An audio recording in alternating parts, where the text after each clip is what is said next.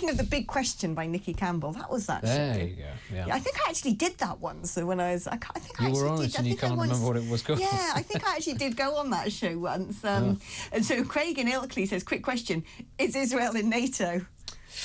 Well, no.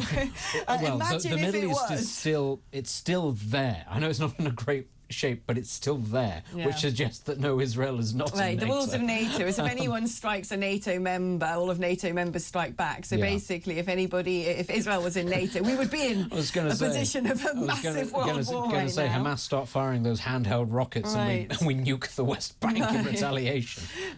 Now, Tom says, and I think you're going to take no offence, Tom, but I think Benedict's going to take as much exception to this as I do. Alex, you say that you can't remember any Christian terrorist attacks. Are you completely ignoring the 80s and 90s attacks by the IRA or the London nail bomber attacks? I'm sorry, but the IRA were not planting bombs across the UK because they felt there was a lack of Jesus in people's lives. I know that people like to make a great deal about the sectarianism. It's not a straightforward subject, but fundamentally it is more about identity and who controls land rather than Protestantism versus Catholicism. This wasn't, Once upon a time it was. It is not that anymore. Come on, guys. As I say, absolutely no stage where the IRA planting bombs in Warrington or a place like that because they just felt that there weren't enough psalms. They're just not enough people carrying rosaries. It's not how it works. Come on. Paul's asked me a question. I like that. This is where I'm going to stick with that sort of big question-esque theme. Okay. Because Paul said, you don't throw meat away. No, I don't, Paul. I really don't. You have no idea the lengths I go to use every last bit of meat. I probably do if you listen to this show regularly enough. I boil up bones and make stocks and soups, and I really am a sort of every last bit of nutrient. From a creature that has laid down its life for me. And he says, what are your views on halal meat then, Alex? Oh, well, wind me up and watch her go. No. I don't like it. That was it. Watch her go. Oh, that was quick. All right, well, no, my view on halal meat is this. Look, I actually have lived and worked in Muslim countries and actually off somewhere in the near future where I'm sure most of the meat is halal, and that's what they do there. That isn't what we do here. If people want to have imported meat from halal butchers, we live in a global world where you can import, I don't know, truffles from northern Italy. So fine, be my guest. But halal is not what we do in this country. The reason we don't do it in this country is because, by and large, most people think that it's inhumane. Most people like the idea of an animal being stunned before it is slaughtered so it doesn't unnecessarily suffer. And I don't believe in unnecessary suffering. And I don't like the fact when you go into, walking down my road in London, you've got a Taco Bell. I don't know what. This is a halal meat branch. No. Off. I do think if we're going to have serious conversations, as we should, about animal welfare in this country, because it's not good enough, the standard of meat production, I'm afraid things like halal and kosher do fall under that. We shouldn't shy away from the fact that these were practices invented in a part of the world at a time and place in history where things like refrigeration was not possible and you needed to drain blood from things very quickly because otherwise it started to go off. There were reasons behind it, the practical reasons. They don't exist anymore. I'm sorry. And what I hate is the creeping dominance of halal meat now in hospitals, in schools, at football grounds where they're selling pasties. And at the same time, you've got people on the other hand saying that meat is barbaric. And yet, no, meat is not barbaric, but absolutely, yes, there are ways in which we rear and slaughter animals in this country. And it's not just halal or kosher. It is also most of the stuff, actually, that you find in your average supermarket, because it's cheap, and it's a cheaper way of doing things, is to raise them in raise the animals in bad conditions, feed them poor quality food, and kill them in the most cost-effective, money-saving way as possible.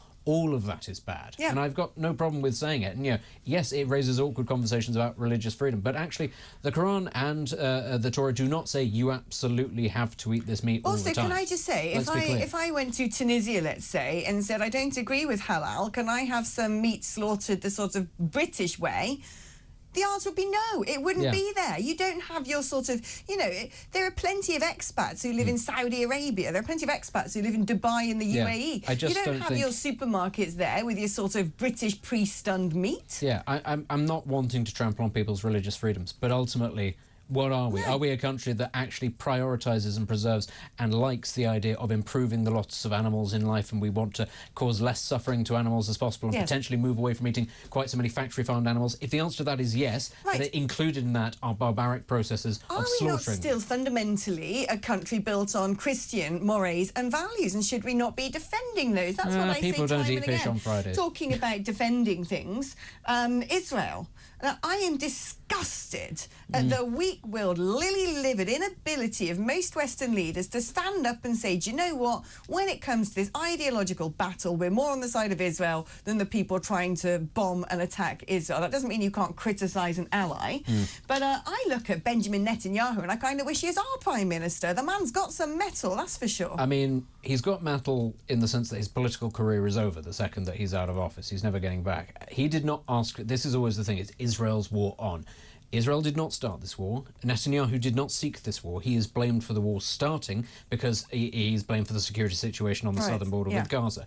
He has been put in a position now where he feels, and I think there is justification, that even though he did not start it and he did not seek it, he will finish it. Yes. He will finish it. And yes, there are very awkward conversations to be had about the influence of very right-wing parties in his coalition that it's currently being propped up by. The likes of Ben Gvir and Smotrich, they are actually very much what a lot of people say about certain aspects of the Israeli right. They are racists. They are supremacists. Antagonising things. They are very pro the idea of settling the West Bank for settlers, which most right-thinking people are completely against. Those people do exist, but he is taking a step that was not, in fact, something that he actively pursued.